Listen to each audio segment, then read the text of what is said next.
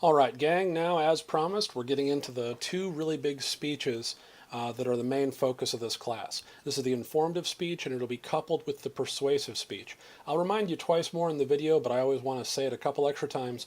Be sure to watch both this presentation and the one on the persuasive speaking assignment before you pick your topic, since you can use the same topic for both speeches, but this will help you differentiate between the two. And as always, since we're doing this in the online version, I want to give you a little behind the scenes and catch up so you can think about exactly how I'm approaching the class and what kinds of things you should be doing while you're directing your own learning in the course. First, big picture, obviously you need to be picking a topic pretty soon here, but here's how to do it.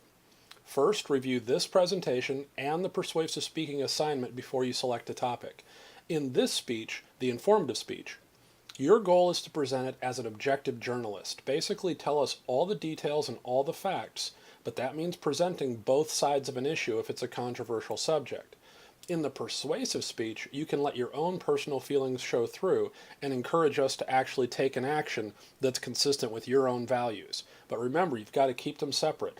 And you can also rely on the fact that the audience will have seen both speeches.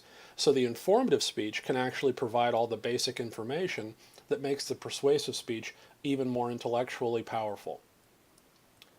Once you start thinking of ideas, go ahead and start sending them to me as often as you want and as early as you want to. It's never too early to start working on this assignment. When you send them to me, feel free to send me multiple ideas and talk as much as you want to. If you want to tell me about why a topic is interesting to you, that'll help me suggest topics or tweaks to the topics that you present to me. Most of the time you'll give me one or two ideas and then I can respond saying, yeah, those would both work, but if you do the second of the two, you might need to change this, or hey, they're both excellent, I would go for either one of them.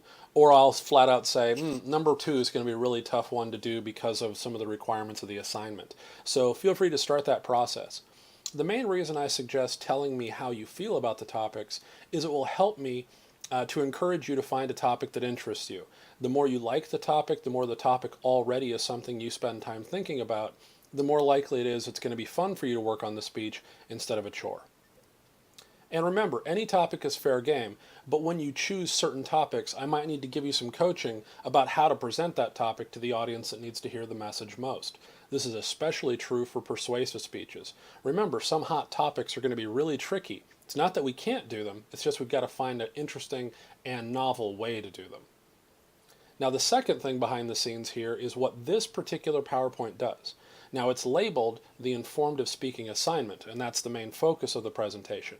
But along the way, I'm also going to be teaching you the speech structure. So that's why the reading for this week is the structural chapter in the book. So make sure you've done that reading before hopping in, or else some of this stuff isn't going to make nearly as much sense.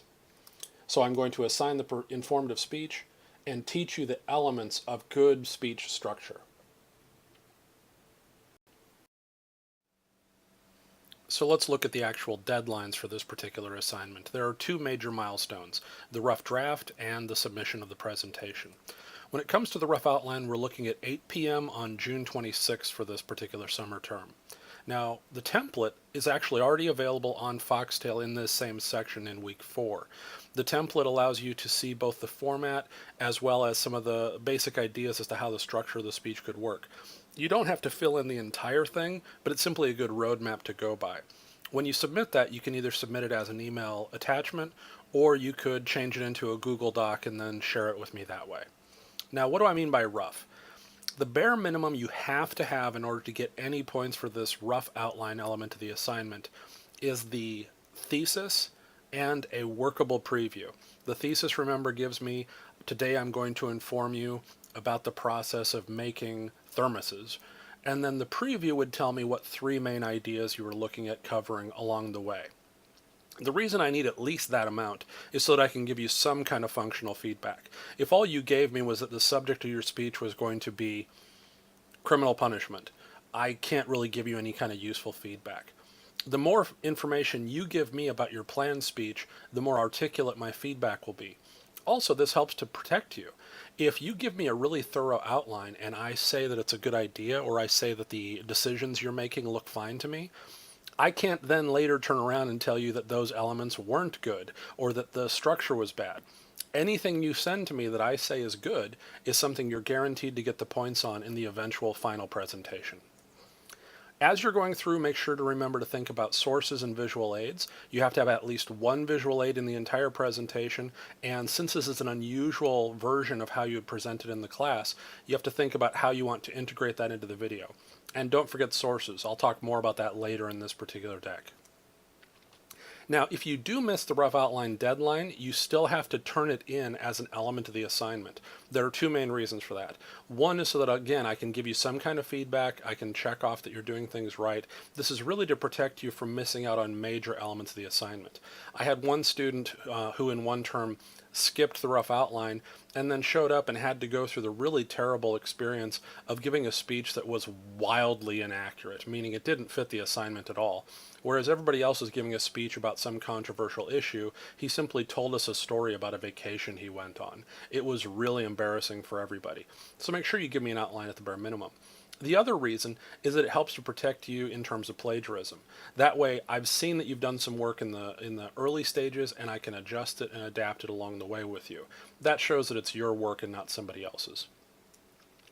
Now, after that comes in, I'll begin giving you some feedback. That's not just going to be a single email in many cases. It might be, I'll give you some feedback, then we'll bounce around some more ideas, and then eventually lock in certain things. So that discussion will start the following day. And then the presentations themselves are turned in by 8 p.m. on July 9th. Now remember, the deadline and the penalty is very harsh on these assignments, so you don't want to risk going overtime. 25% is a huge penalty, so make sure you get in well in advance of the deadline. When you turn that in, you'll submit both the video itself and a packet. And remember to go back through the assignment details to figure out what that packet is. It includes those 4 elements. The rough draft will have already been turned in and we'll have had the discussions about it. But you'll need a formal final draft, the speaking materials, whatever notes you ended up using, and you can simply take a picture of those, and then your bibliography, which many people will attach to one of their outlines.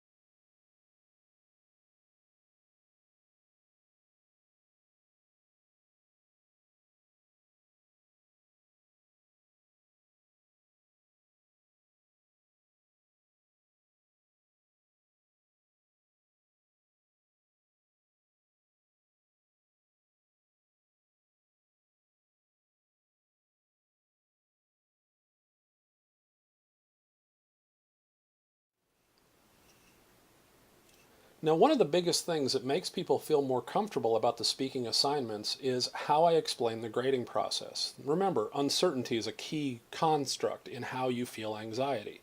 So the more comfortable you feel about exactly what's expected of you, then the more comfortable you'll feel giving the speech. So first, when in doubt, check the worksheet. In this week's details that are on the Foxtail website, you'll see that I've actually included a titled Info Critique Form. That's the actual worksheet that I use to fill out while I watch your speech. And you'll notice that it's all broken down into numbers with the exception of the content section, because that's kind of subjective. But everything else is a simple checkbox. Did you have this part of the introduction? Good, here's your points. So check through that worksheet to make sure you're focusing on the right elements of the speech. The first part you'll see on that is the packet, and this is the paperwork that's associated with giving a good speech. It's just good process to get into so that when you give real speeches, even if you don't necessarily need all these steps, you're at least remembering that these steps are sometimes important. So the first step we already talked about is the rough outline. Now what you'll turn in at the time of the actual deadline is the copy that I send back to you. That's the copy that will include my little notes saying, oh, I really like this part here, or don't forget in a transition here, or lengthen this part here. I want that exact feedback sent back to me so that when I compare it to your revised version, I can see if you made the changes I suggest. And this does two things for you.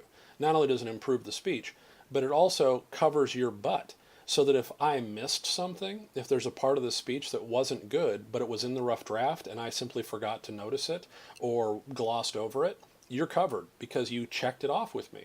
So make sure you give me the rough draft and then a revised version. Now, the revised version is what I like to call the pretty version, because in the real world version of a public speaking event, this would be the public copy. So sometimes it's an outline, sometimes it's a fairly detailed outline with bullet points, so it'll look a lot like the format that's already on the website, just filled in. Or it could be a complete script. That's totally your call. But the main standard I want you to think of is this. Imagine that you were giving this presentation for the purposes of representing a company or a business. This is the form that you would hand out to the reporters. So it better look nice and it better be well organized, free of typos. It's going to be what they use to write their stories about you. So that's the standard of the revised outline. Then I want the much less formal thing called the speaking stuff. And that's actually a phrase that a student of mine gave because it really could be anything. It's whatever you used, whatever you were holding in your hand or referring to while you gave the speech. Now, if you give a memorized speech, just send me a quick note saying, I didn't have any speaking stuff, Shannon. Or give me a photograph or the hard copies or however you want to send them to me of whatever you had in your hand. And this could be, for example, note cards, and you could simply just scan them or take photos of them and send them to me. Or it could be another version of the revised outline. But it should be different than the revised outline. Remember how I told you that the revised outline is going to be pretty and it's for public consumption. Well, your speaking materials are often going to be kind of ugly because if you used them well, you practiced with them. And if you practiced with them, you probably made notes on them, highlighted them, maybe made them into larger fonts or put page breaks at different places. In short, good speaking materials are probably very different than a revised outline because it's going to be something that's much more user-friendly than the revised outline would be. Some good examples of this would be note cards with really large print, or like I said before, highlighting or little marks or notations you made on the page to remind yourself when to take a pause, when to emphasize a word, things like that.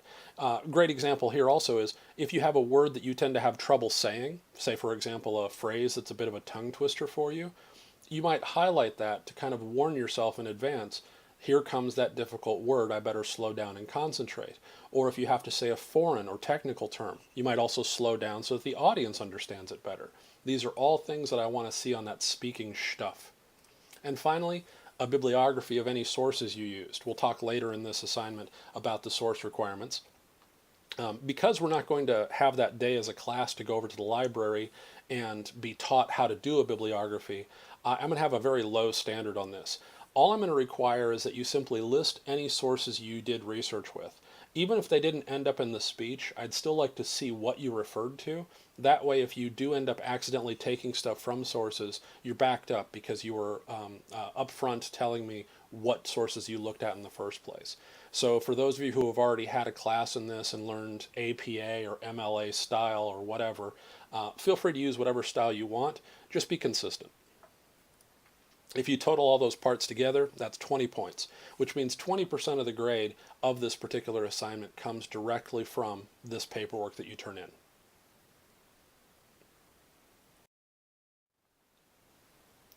Now for the actual content of the speech, what I'm looking for in this particular presentation. First, there's going to be an introduction, and I'll list off those elements later on, but there are 5 elements, and each one is worth 4 points. So if the element is missing, it's 0 points. If it's there but kind of weak or maybe slurred, then it would get fewer points. Solid introduction elements would get 20 full points. The body, that's the actual content of the speech, we're looking for 3 main points. Each is worth 10 points, and I'll break down those 10 points later on. Then the transitions. A transition comes between points 1 and 2, and then between points 2 and 3 of your speech. It basically is a turn signal for the audience, saying point 1 is about to end, and now point 2 is about to begin. If you lose an audience during a spoken presentation, you often lose them forever because you've kind of ditched them on the way to whatever the next location is on the path through your speech. That's why transitions are so important, and we'll talk more about those in a moment. And then the conclusion of the speech. There are 3 elements, not 5 like in the introduction. Those 3 elements are worth 4 points each. Now, delivery, that's things such as your eye contact, gestures, volume, all that kind of stuff, again, listed on that worksheet that you can check on your own, is worth only 10 points.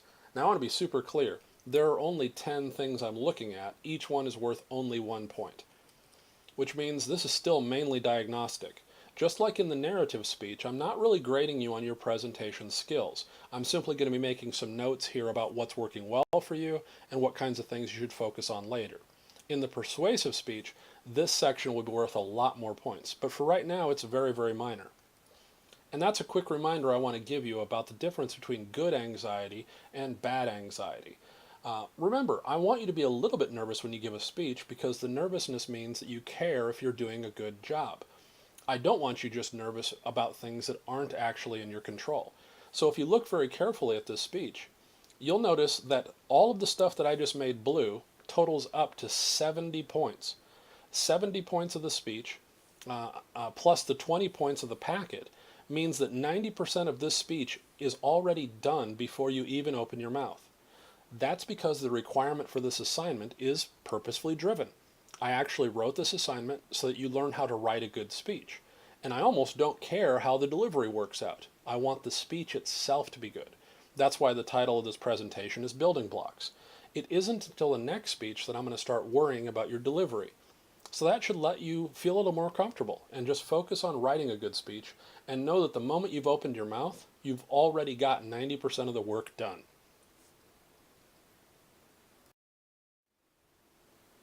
Now, as promised, we can get into some more specific detail about what that structural stuff looks like. First, the introduction of any speech, and also these standards work pretty well for papers too. We have attention getters. Now, attention getter is probably the least understood term in this entire presentation, and that's because the 2 words, attention getter, seem to make it pretty clear that all you have to do is to get the audience to pay attention to you, and that's totally incorrect. If that's all your attention getter does, it hasn't really set up the audience to listen to your speech. An attention getter instead should set the tone and the topic of the speech. I'm willing to bet that a lot of you have heard speakers who start off their speech by telling a couple jokes to warm up the audience. And that's fine. It's good to develop a rapport with the audience.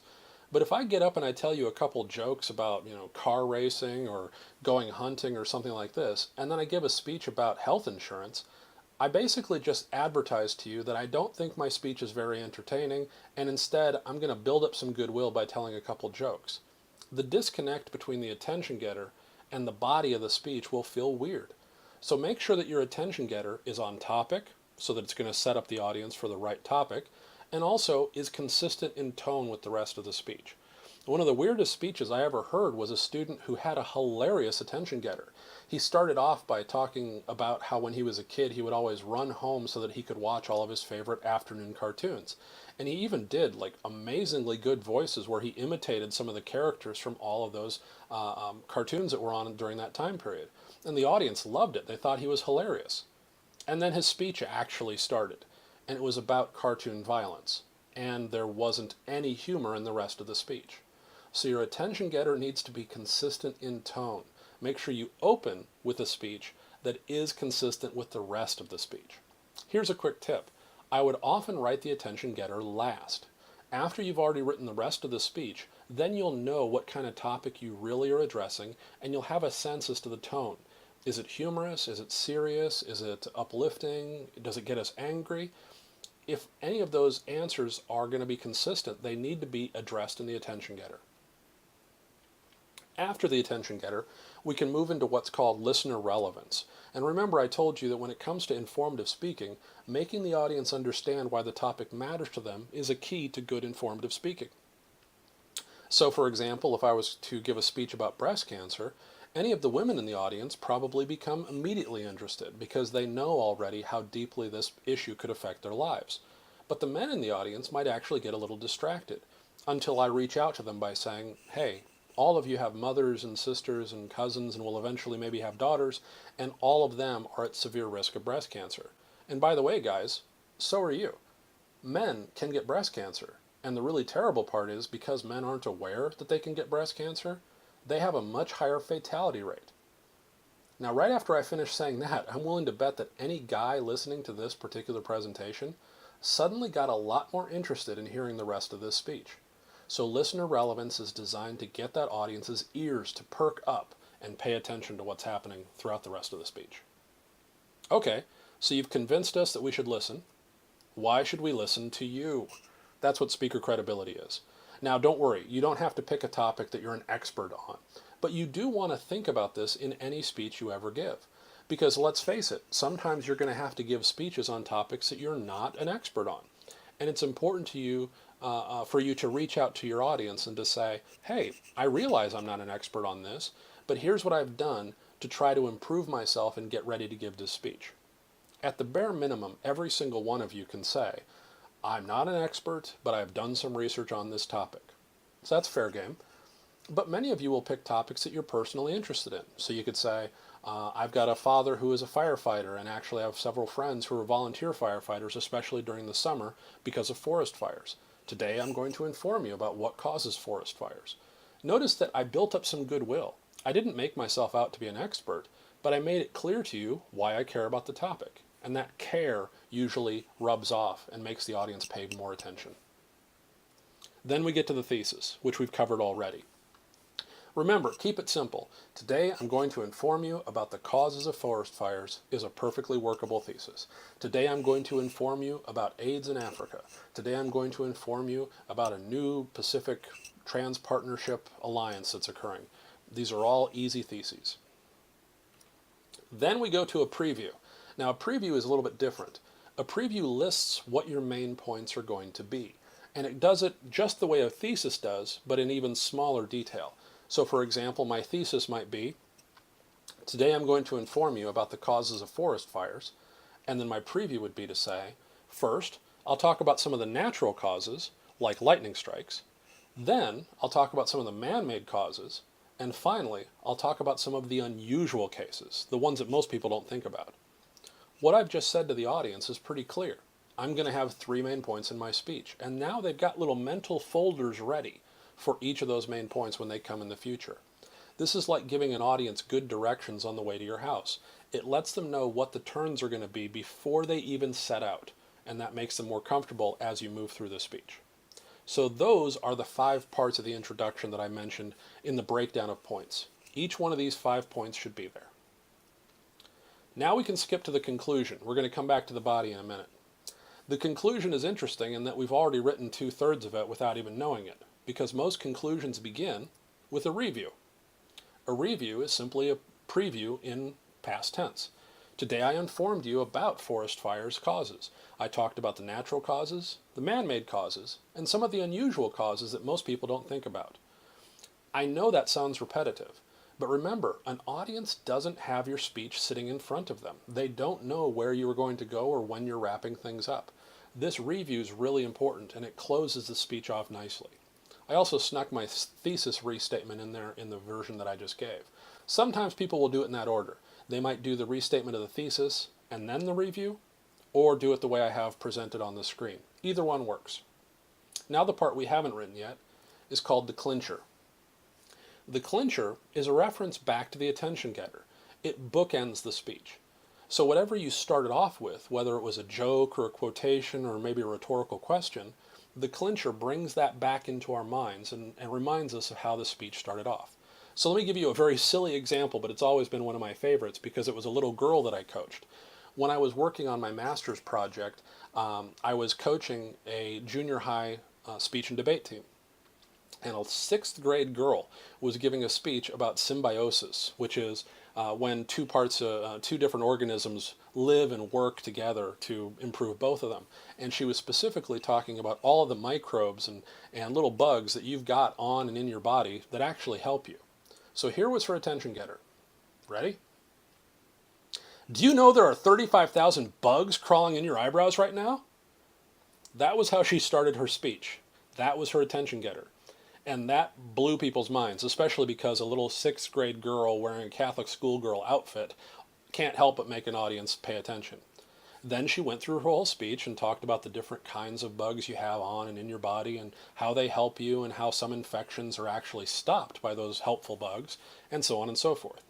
Then when she got all the way through the speech and she got to the clincher, she finished by saying, "So now you know more about symbiosis, and hopefully the next time you think about those 35,000 bugs in your eyebrows, you'll just say, 'Good job, fellas.'" Now, it worked better for her than it obviously does for me. But notice how that bookends the speech, and it becomes really clear that you're done. After you say a clincher like that, you don't have to say, "Thank you," or, "and that's my speech," or, "Oh, thank God it's over." If you deliver a really good clincher, the speech clearly ends without the audience having to guess whether or not it's time to clap. So that's a bookend. Now, many of you are looking at this example that I've just given and said, "I don't really see professional speakers do it." Well, I guarantee you that even if a professional speaker didn't have each of those bullet points in their speech, they still accomplish those goals in some other ways. That's because speakers are allowed to break the rules as long as they're at least aware that the rules exist. A great example of this is any TED Talk. Here's David Byrne from the Talking Heads. Now, if any of you have actually watched some of those TED Talks, I guarantee that you've seen all of these elements happen within those speeches. They simply weren't done necessarily by only one speaker, and they might not have been done as explicitly. So, for example, for a lot of people at a TED Talk, they don't need an attention getter, and they almost don't need a thesis. The reason why is because the person who introduces the main speaker does those things for him or her. Or maybe even the program booklet already does those things. I'm sure many of you have been to speeches where somebody speaks for 2 or 3 minutes about the speaker who's about to come up. That person's basically a human introduction for the next speaker. So the elements are still there. They're maybe just not done in exactly the way I present. So when you give your own speeches, just remember those rules. It's not that they have to always be there that way, but they do need to be accomplished. Now in our class, I want you to stick to these rules even if they seem a little cookie cutter. I'd rather have you be a little too cookie cutter now and then be able to loosen up later on than to accidentally miss some of these things as you're learning how to give speeches. I also want to emphasize those bookends. Notice how the speech has several mirror images. For example, I already mentioned how the attention getter and the clincher clearly connect together. You'll also notice that the thesis restates itself at the end of the speech. And of course, the preview and the review are basically the same thing. So what's left out? That would be listener relevance and speaker credibility. The reason why they're left out, the reason why you don't repeat them at the end of the speech is too late. If you're in the final minute of your speech, it's too late to try to convince the audience that they need to pay attention to your speech, or that you're a person that they should listen to. That's why we don't repeat them at the end. Now, there are all kinds of possible variables. For example, if you're somebody who's incredibly famous, you don't need to bother with speaker credibility. If the topic is obviously important to everybody in the room, like let's say, for example, you're at a conference for optometrists, you don't need to get up and convince people that eyesight's important. They've kind of already been sold on that topic. So it's okay to vary some of these rules in the real world. But in our speeches, I want you to keep you stuck to this particular set of cookie cutter guidelines.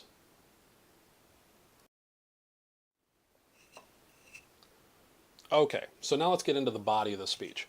What exactly am I looking for from those main points?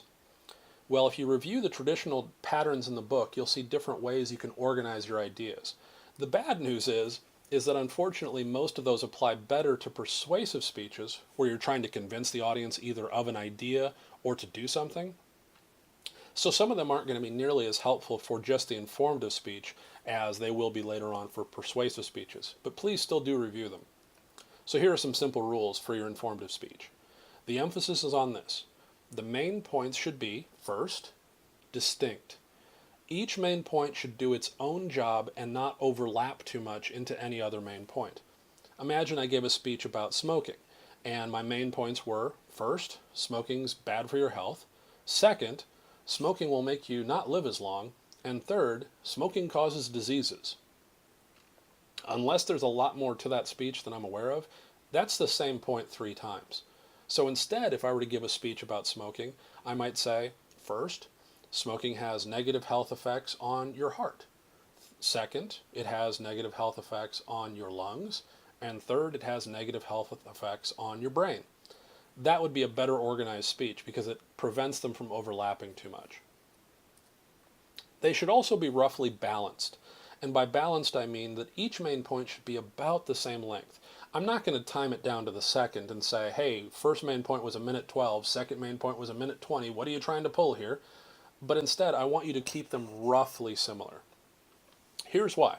Think back to a time when somebody gave you directions to their house or to a party you're going to or whatever, and the first turn happens and things are fine, and then they say, okay, the next turn is going to be at a 76 station. Okay, there's that turn. And then they say the next turn will be at a big church, and you don't see the church, and you keep driving, and you don't see the church. And then you keep driving some more, and you still don't see this big church. And it's at this moment that you start to think that you've missed it, that the person gave you directions that were wrong, or that you yourself missed the big church you were supposed to see.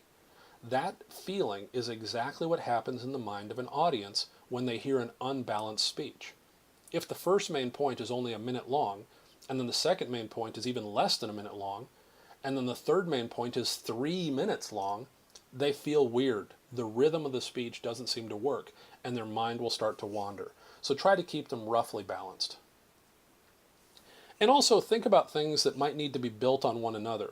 For example, some technical topics might need a first main point that simply explains what some of the terms are before you can get into really talking about the issues. A good example of this would be a speech a student did once on genetically modified food. He started off by saying, first, most people don't understand what genetically modified food really is. And he gave several examples where he talked about first that if you simply crossbreed two different kinds of fruit, you technically engage in genetic modification, right? You purposefully change the makeup of the apples or corn or whatever it is you're trying to grow. What he then said was, most people don't consider that genetic modification. They think more of genetic modification being frankenfood. And the phrase he used there was when you take a gene, say, from a fish and put it into a tomato. That's something that he considered to be genetic modification. Once he gets done explaining that, now we're on the same page with him about what his terms mean, and we can move on to the rest of the speech. So be sure to think about that. Is there any background the audience might need before they get into the rest of the speech?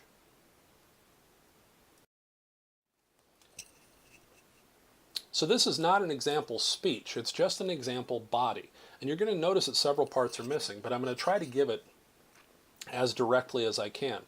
For example, you'll notice that there isn't an intro or a conclusion, and there aren't any transitions between the main points. And that's going to make it seem a little jarring. But here's what a body could look like. My first main point is about what makes people attractive. First, most people report that confidence is one of the most attractive characteristics of either sex. That somebody who seems comfortable in their own skin, seems self-assured, seems to know their place in the world, is somebody that we tend to find naturally attractive. Of course, we also find people who are available to be attractive. If somebody seems unavailable, then they might be seen as less attractive. And another issue is, it's not just how we feel about the person, it's how the person makes us feel about ourselves. If they make us feel as though we're funny or smart or attractive too, then that's something that is appealing to us. They compliment us, we feel good because of that, and we begin to fall in love with that feeling of approval. So these are all the things that might make someone sexually attractive. So why is it that being taken makes you more attractive? And we've actually found this in all kinds of research, that people who have a wedding ring on or people who are in relationships seem to actually get more attractive to members of the opposite sex. Well, one of the reasons is, as we just mentioned, you're more confident. If you're already in a relationship, then you don't have that desperate feel of trying to seek out partnership. And the fact that you then seem self-assured and confident, we've already established, makes you attractive. But that doesn't explain the issue about availability. Right? Supposedly, you're supposed to be available to be attractive, but a lot of people consider unavailable people to be attractive for a couple reasons. First, there's the forbidden fruit. Right? The idea that we can't have something makes us want it even more. As soon as there's a sign that says, don't walk on the grass, it's time to take off our shoes. Right? That's that weird feeling that we kind of like being people who push the envelope. Another one is that there's a lack of risk of rejection. If a waitress comes over to your table and she's wearing a wedding ring and then you decide to hit on her because you're a skeevy dude, well, the reason you might do that is because if she says no, you can always explain it away, saying, well, she's already married. Of course she didn't find me attractive, as opposed to not finding you attractive because you're a terrible person. So that lack of risk of rejection makes you seem safe. There's a safety net involved. It's okay for me to hit on you because if you shoot me down, I can always explain it away. So why do we cheat? First, when people try to approach us if we're already in a relationship, feel more desirable. We feel as though, ooh, that person is interested in me. And if we're already taken and the other person knows we're taken, that whole risk factor also kicks in. Again, because of forbidden fruit. And the risk taking removes the chance of rejection. If somebody hits on you knowing that you're already married, then that person has kind of already advertised pretty boldly that they're interested in the relationship. So that's why it might feel good and comfortable and safe and easy to cheat on somebody. Okay, so that's a body of a speech. This is actually an example of a student did in this class a couple of years ago, and I thought it was really interesting because I'd never heard this take on the topic before. So I went through the main points. Notice how there was a little bit of overlap because they mirrored each other, so the confidence point in number 1 overlapped to the confidence point in number 2, things like that. But in general, the speech moved forward. It built upon itself. This might be a good technique. But notice how jarring it was that I didn't have transitions between each main point. The main point simply popped out of nowhere. Now, when I was delivering the speech, you were able to look at my outline. If you weren't looking at my outline, I guarantee this speech would have been a little confusing to you because I would have seemed to be jumping around or repeating myself. That's why internal connections between main ideas will be so important. So let's talk about how to be a good co-pilot, and that's what I want you to think of. Anytime during your speech that you're going to be changing ideas or changing topics, you want to guide the audience. These are called connectives, and they're basically designed to shepherd your audience or to hold their hand. A good example of this, getting back to my example of giving directions to somebody's house, I'm willing to bet that some of you have had the experience of somebody who's in the car with you giving you directions. Sometimes that person will tell you well in advance, oh, hey, in a mile or so you're going to want to be in the left-hand lane. Think of how good that felt, where the person was letting you know well in advance, something's about to change, let's get ready to fix something. Now think about how it feels when somebody says, oh, quick, turn left here. That bothers you, makes you feel uncomfortable. So we already covered some of the connectives, which were the major bookends, like the thesis and the preview and review connections. But transitions are those points that connect main points. So when you finish one idea and start up another, the transition does two jobs. First, it closes the previous idea, letting us know that that topic is now over, and introduces the next one and shows us why the two are related to one another. So a preview transition that I could give to the speech that was just on the screen would be something more like this. Main point number 1 was about what makes somebody attractive. Main point number 2 is why do people who are taken sometimes seem attractive. So here's what the transition would look like between the 2 points. I could say, so now that we understand what makes most people attractive, let's figure out why in particular unfaithful people are sometimes seen as attractive. Notice how the 2 elements of that one sentence clearly ended one topic and introduced the next one. But what if your 2 topics were really diverse? Let me give you an example that actually happened in a competitive speech. One of the events is called radio. And in that event, they give you all kinds of random news, and it's your job to figure out the order of the news and to figure out how to transition between main ideas. So here were 2 of the top stories.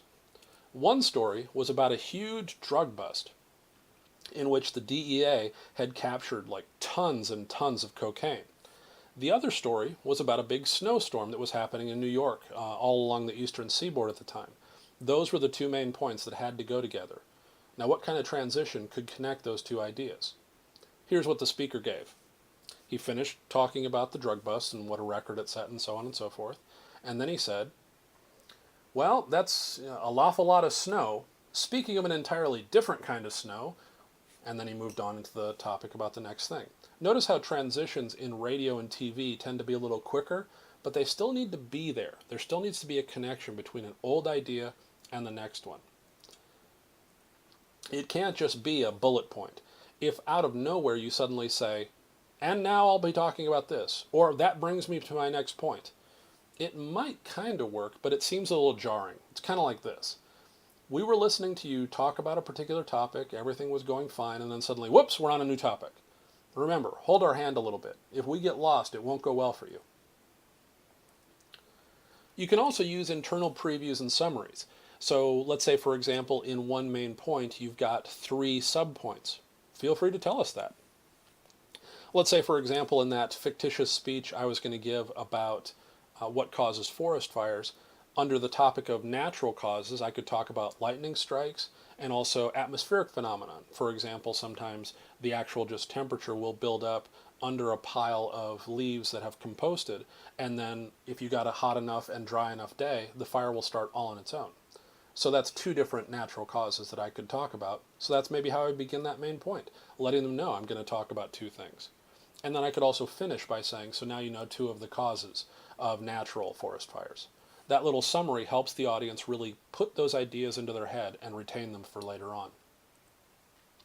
And feel free to use signposts for my next point, this point, my second point. These are just basically like turn signals. And some students will even use gestures to associate with those ideas as well. Now for the research. One of the elements that's going to be true of both of the informative and persuasive speeches is that you'll need to use research to support your ideas. This is called showing your work. Every source that you use in the speech will appear in 3 different places. First, it'll actually appear in the speech, meaning it'll come out of your mouth. You will say it as an oral footnote. This is what it would sound like. According to a report aired on Dateline NBC on December 22, 1992, most of the products were actually made in Malaysia. That's the words that I would actually say. I wouldn't slap the citation at the end like it would be in print. For example, in print it might say, most of the products were actually made in Malaysia. Dateline, NBC, 1992. That sounds pretty unnatural. So you would say it in the flow of conversation. You would also include that citation in the outline as a subpoint, maybe something like this. And then you would also include the source in a bibliography. Now the reason that I have you do it in 3 different places is, the more important your speech is, the more likely it is that the audiences will test you about your research. So if you want to persuade me about a really important topic, you better have your sources lined up. And it better be obvious when you're speaking from a source and when it's just you and your opinion talking. By giving a source, you really add credibility to what you're trying to say. Now the minimum is going to be 1 footnote per main point. If you have more than that, great. But that's the minimum standard I'll be going for. And when it comes to how I'm grading it, it'll be folded into the score for each main point. So one main point might be great, might have really good sources and really well explained, and another main point might not, and I'll clarify that as I explain my feedback. But the key is to look for credible and unbiased sources. By now, most of you are probably a lot more literate than your parents are in terms of what constitutes a good source. For example, Fox News and Huffington Post are both pretty explicit about how they lean one way or the other. So if I were to give a speech about healthcare and then use a Fox News source, the audience can kind of guess what the Fox News source is going to say about universal healthcare. That's a pretty obvious mistake to make in a speech. Unless you happen to find a source that runs counter to your perceived bias, you probably want to avoid sources that are known for being a little bit biased. So pick sources that are powerful and credible, not something you're going to get through Google, but instead go through the library's website. That way you'll find printed sources that had to work through an editing process. That doesn't mean they're guaranteed to be 100% true. It just means they're a lot more likely to be sound information than something that was printed by only one person writing a blog. So go for sources that impress us and are persuasive and powerful. All right, so now you've got all the elements you need for writing the informative speech. The only thing I'm going to be adding is more about a key element in the speech, which is presentation aids, and that'll come later this week. So for this week's quiz, part multiple choice and part open-ended, basically half and half. Part of it will be multiple choice that focuses on the vocabulary of the elements of a speech. So what's a transition, what's a preview, that kind of thing. And then the open-ended section will ask you to organize or create parts of an example speech. So either I'll give you a jumbled up speech and ask you to put it back in order, or I'll give you a fake topic and ask you to write, say, for example, a listener relevance step for it. Also, remember, be thinking about your topics. Be sure to look ahead to the persuasive speaking assignment before you select a topic to save yourself some work, and feel free to start sending me your ideas. For those of you who have already sent me your narrative speeches, I'll be giving you my feedback on them on Monday, and we can start the conversation about the kind of things you want to work on as a speaker. Take care, folks.